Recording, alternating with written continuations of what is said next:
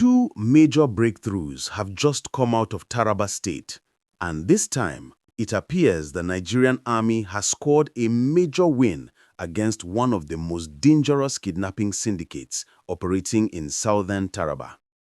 Troops under Operation Wellstroke and Operation Zafin Wuta have arrested not one but two suspected kidnapping kingpins believed to be behind several abductions and attacks in Wukari and surrounding areas. Please like this video and subscribe. Within a space of just 48 hours, the army moved swiftly and decisively, first capturing Umar Gayi on November 22nd and then arresting another suspected kingpin, Alhaji Abubakar Bawa, on November 23rd. Both arrests were carried out by the 6th Brigade under Sector 3 of Operation Wellstroke. If you are watching, please like this video and subscribe. Now, let us look at this clearly. These are not small arrests.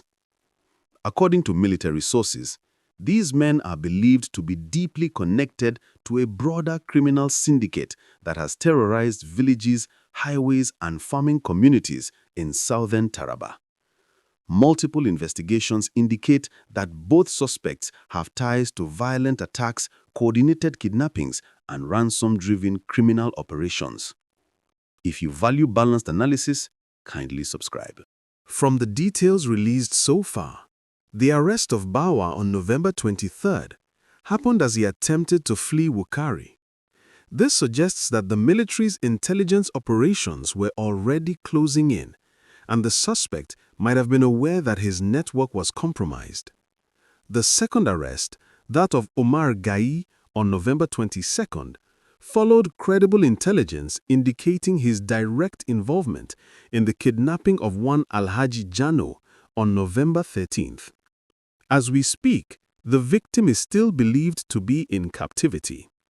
Another angle to this issue is the military's emphasis that these arrests are part of Operation Zafin Wuta, a targeted clearance operation aimed at flushing out criminal elements from their hideouts. Based on the statements from Brigadier General Kingsley Okoya, the momentum of this operation is not slowing down anytime soon.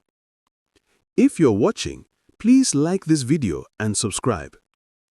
According to the Acting Assistant Director of Army Public Relations, Lieutenant Umar Muhammad, the arrest of Gayi followed solid actionable intelligence from local networks, showing how community collaboration is quietly reshaping the fight against insecurity in the region. My viewers, if you are following this breakdown, please like this video and subscribe. From this point, we need to understand the legal angles involved. These arrests, though celebrated, raise several important questions. 1. Due process. While the suspects were arrested based on intelligence, the public will expect that their trial follows constitutional procedures. Nigeria's security sector has been criticized in the past for holding suspects in prolonged detention without prosecution. So will the authorities move swiftly to ensure arraignment, proper interrogation, and eventual trial? 2. Evidence gathering. These criminal networks are known for secrecy. The challenge now lies in gathering enough admissible evidence to secure convictions. Confessions are not enough. The police, DSS, and army must ensure airtight case files. 3. Security sector coordination. Kidnapping cases often fall between agencies: police, DSS, military, and local vigilantes. This can cause gaps, but in this case, coordination appears to have worked. The question is whether this level of collaboration can be sustained nationwide. 4. Human rights and balancing force. While Nigerians support strong action against kidnappers, there must also be caution to avoid abuses. Communities in Taraba have long complained about heavy-handed operations. Striking a balance between firmness and fairness is essential. These legal and procedural angles are important because they determine whether justice will be done and whether the public will trust the outcome. Please like this video and subscribe. Now, let us step back and place this story within Nigeria's larger national landscape. We cannot pretend that Nigeria is not facing a severe insecurity crisis. Across the Northwest, Northeast, and North Central, kidnapping for ransom has become one of the fastest-growing criminal enterprises.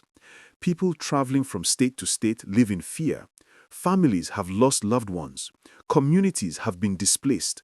Farmers cannot go to their farms without risking attack. So when two suspected kingpins are arrested in Taraba, it speaks to something much bigger. It speaks to the desperation of Nigerians who are tired of hearing daily stories of abductions. It speaks to the hope that maybe, just maybe, the tide can turn. Economically, insecurity has worsened inflation, disrupted food supply, and discouraged investment. Politically, it has fueled distrust between citizens and government. Socially, it has left communities traumatized, displaced, and emotionally wounded. In a country where youth frustration is rising and economic hardship is biting hard, any glimpse of improved security is welcomed. But Nigerians are also cautious. They have seen breakthroughs before, only for criminal activities to resume. This is why many Nigerians are watching closely, analyzing carefully, and hoping quietly. If you value balanced analysis, kindly subscribe. Let's talk about the emotional side. Residents of Wukari and neighboring communities have expressed relief. For months, many could not move freely.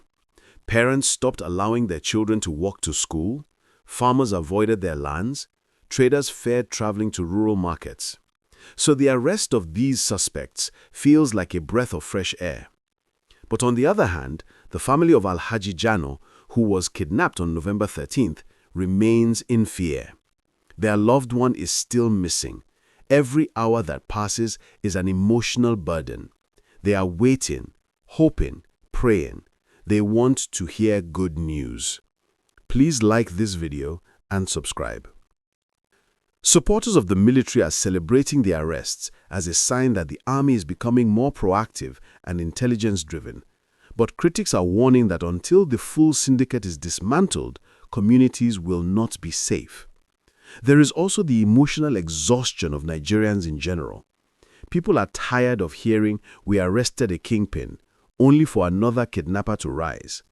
This is why the emotional atmosphere is a blend of relief, skepticism, and cautious hope. From the government side, the narrative is clear. They want Nigerians to see these arrests as proof that the security architecture is improving. They want the public to trust that Operation Zafin Wuta is working. They also want communities to continue providing intelligence, which has proven vital in recent weeks. The military's message is straightforward: no criminal will escape justice. Governments at both state and federal levels will also use these successes to highlight their commitment to restoring peace in rural communities. From a political angle, these arrests help counter the perception that the government has lost control of insecurity. However, the government will also be cautious. The new public trust is fragile. They must follow through with prosecutions, community peace building, and continued operations. If you are watching, please subscribe. This is where the conversation gets interesting. 1. More arrests expected. The military has hinted that both suspects belong to a larger network.